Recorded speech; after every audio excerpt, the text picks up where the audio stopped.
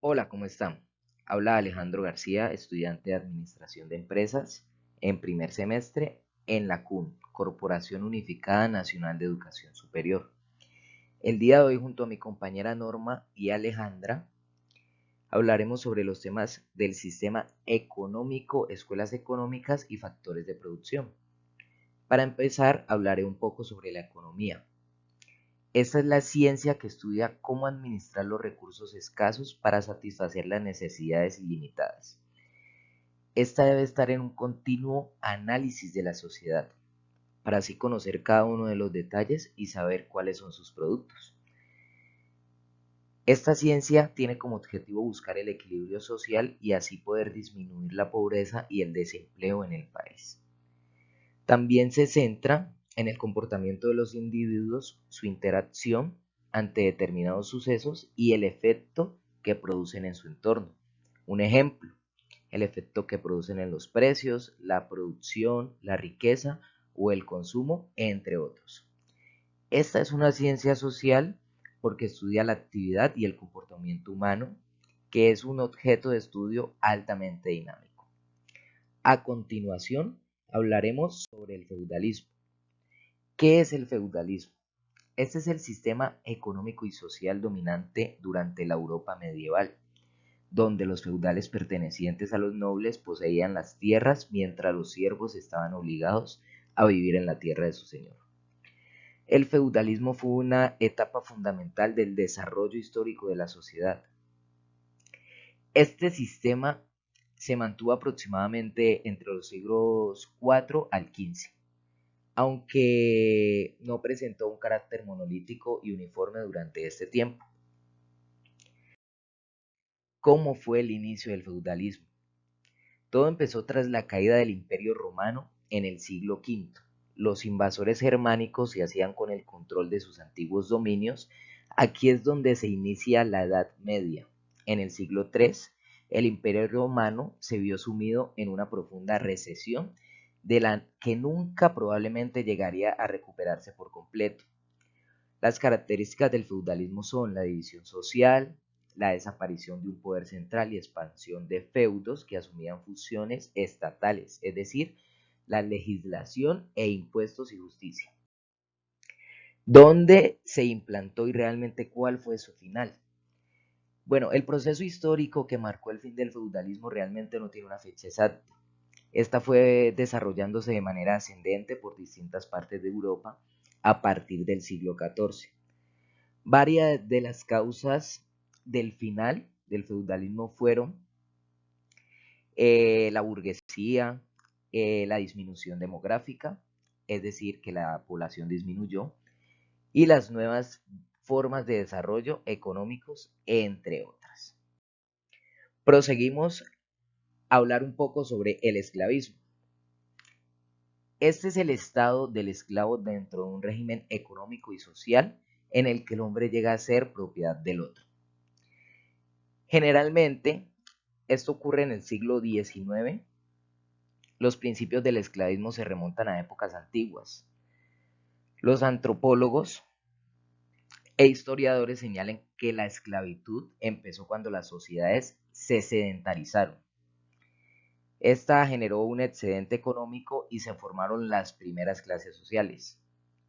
Es decir, que los que estaban en una posición dominante podían someter a las personas de clase más baja a una servidumbre. ¿Cómo funcionaba el esclavismo? El esclavismo principalmente servía a propósitos económicos y fuerzas militares del mundo antiguo. Casi siempre las fuerzas forzaban a diario a dichos individuos, ya sea por ser utilizados como soldados o esclavos de galeón. Otros eran sirvientes personales de familias ricas y frecuentemente prestaban servicios sexuales a sus dueños o amas. Debemos tener en cuenta que en algunas sociedades antiguas como Grecia y Roma, estos esclavos tenían derechos tales como poseer y transferir bienes, casarse y ser protegidos con un trato irracional, aunque estos derechos eran notoriamente inferiores a los de una persona libre. ¿Cuándo se inició el proceso legal de la esclavitud y la prohibición. Es evidente que la esclavitud fue practicada desde los tiempos antiguos hasta los recientes, como ya sabemos, a causa de beneficios económicos y militares. Sin embargo, un sinnúmero de individuos y grupos cívicos y religiosos en Europa, entre esos la Iglesia Metodística en Inglaterra, comenzaron a demandar y a clamar por la eliminación de la esclavitud. Esto reflejó el enfoque del progresismo occidental en los derechos individuales. Se logró a la mitad del siglo XIX, fecha en la que se presenciaron las primeras restricciones referentes a la esclavitud y el comercio de esclavos. Las formas de esclavitud fueron aprobadas en el siglo XX. Sin embargo, su eficacia dependía de la eliminación de factores económicos y militares, que éstas seguían respaldando el esclavismo. Finalmente culminó la prohibición de la esclavitud y el comercio de los esclavos como jus cogens, que esta es la norma preventiva del derecho internacional del cual ningún Estado puede desviarse. Hola, a continuación vamos a hablar sobre algunos de los sistemas económicos que tenemos en la economía.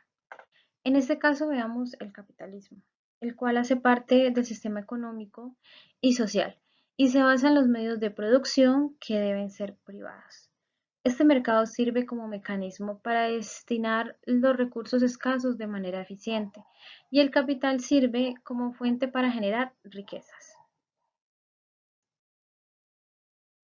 Ahora veamos un breve resumen de la historia del capitalismo. Las ideas del capitalismo iniciaron a partir del siglo XVIII y desplazaron a las que predominaban en la Edad Media. Se vieron reforzadas por el proceso de colonización del continente por parte de las potencias europeas. En el siglo XVIII fue relevante el aporte de Adam Smith, quien publicó La riqueza de las naciones y defendía los principios del libre mercado. Smith podría ser considerado el creador del capitalismo, aunque eso es debatible. Adicional, sostuvo mediante la metáfora la mano invisible que una sociedad alcanzaría un mayor bienestar si el Estado deja funcionar por sí mismo el mercado, mediante la ley de oferta y la ley de demanda. Ahora veamos unos ejemplos del capitalismo. Estados Unidos es el país al que más se le identifica con el capitalismo. Esto se vio en la época de la Guerra Fría, donde las URSS fue su principal antagonista, implantando un sistema comunista. Por otro lado, China tiene otro tipo de capitalismo que ha optado por una apertura comercial a pesar de tener en lo político un sistema de partido único. En el ámbito microeconómico, también se puede considerar el capitalismo, debido a que el Estado no interviene para dictaminar a las empresas un precio y una cantidad de producción.